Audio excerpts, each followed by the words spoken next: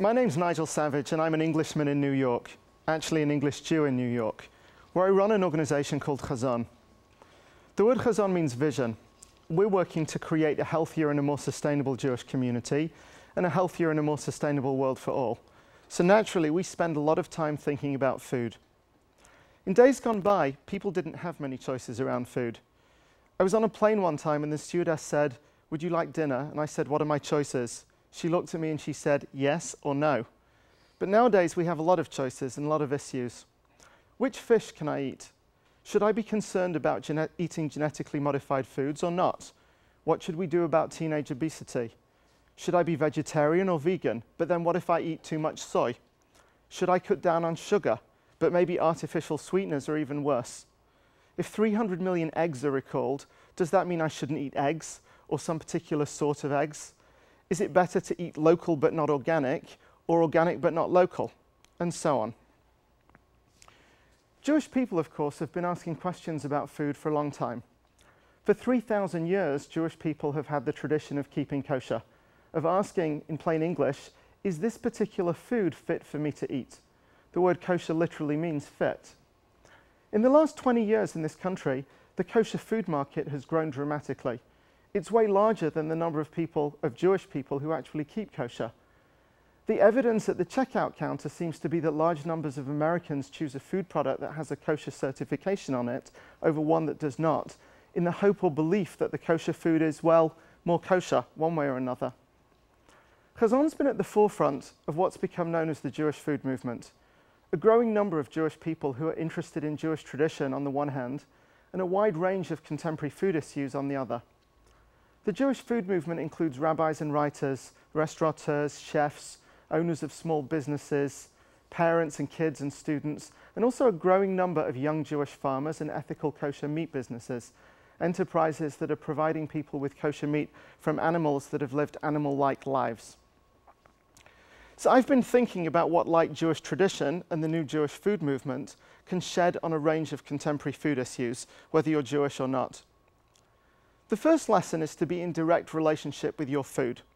Grow some of your own, and if you can't grow your own, join a community-supported agriculture program, a CSA, and start to have a direct ongoing relationship with a farmer. The Torah is the record of an agrarian tradition, and for much of Jewish history, as for much of human history, people were in fairly direct relationship with the sources of their food.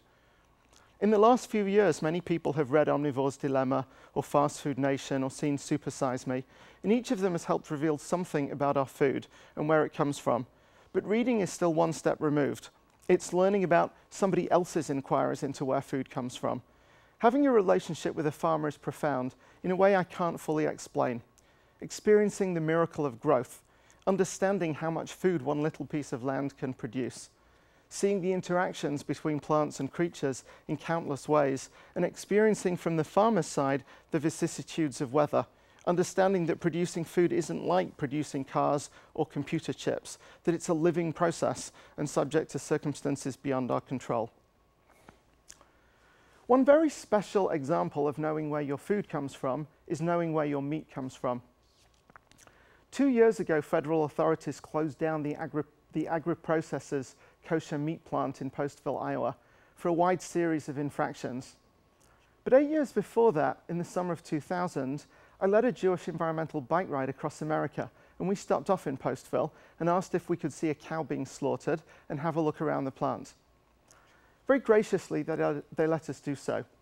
5 of us went in that afternoon, and of those 5, 2 became vegetarian and are still vegetarian to this day, 10 years on. If you see the production of industrial meat, kosher or not, it's very hard to eat it. The second lesson, connected to the first, is what the late Rabbi Abram Joshua Heschel of blessed memory called radical amazement. Radical amazement for Heschel was a necessary intermediate step between routine daily existence on one side and prayer on the other. You can be radically amazed without praying, and you can pray without being radically amazed.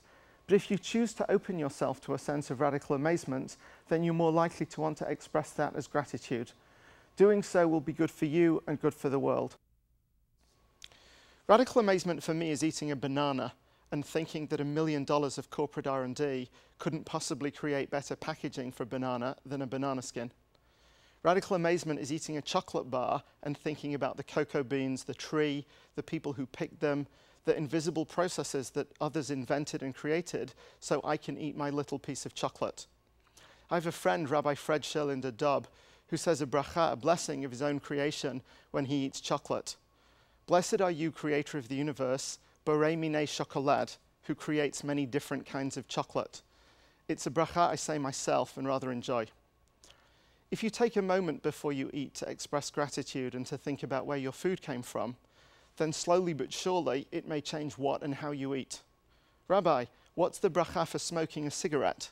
Of course there isn't one, because how could we possibly say a blessing for something that harms us? Radical amazement is a great way to turn towards what really nourishes us and away from what does not. The third lesson is about food in relation to other people. If I start to be in relation with farmers, if I'm thinking about where my food comes from, if I'm expressing gratitude, how can I fail to be aware that there are people in great need, people who can't take for granted the food choices I enjoy? This season, Hazon's CSAs will donate more than £30,000 of produce to people in need around the country. Each of us, in however small a way, should be doing something to alleviate hunger around the world and food insecurity in our own country. The fourth lesson is about feasting and fasting. In London in a previous career, I was rather lavishly entertained. I ate great lunches 3 or 4 days a week. I know, a hardship I bore with fortitude.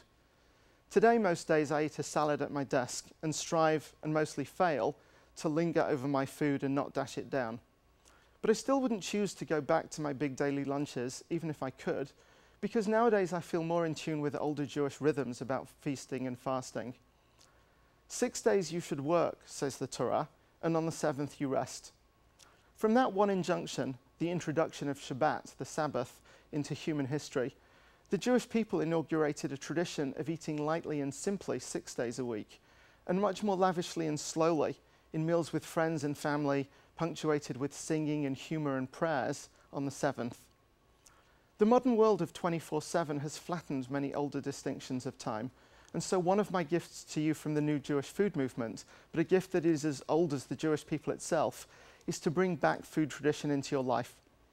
Eat more simply during the week, cut out dessert or have less sugar or drink less booze, but then at the weekend on the Shabbat of your tradition, whether it's Saturday or Sunday or Friday, slow it down, cook a great meal, and have over your friends and neighbors. Your ancestors of whatever faith or none will smile down on you. And my last lesson is one from my late grandma. May her memory be for a blessing. Everything in moderation.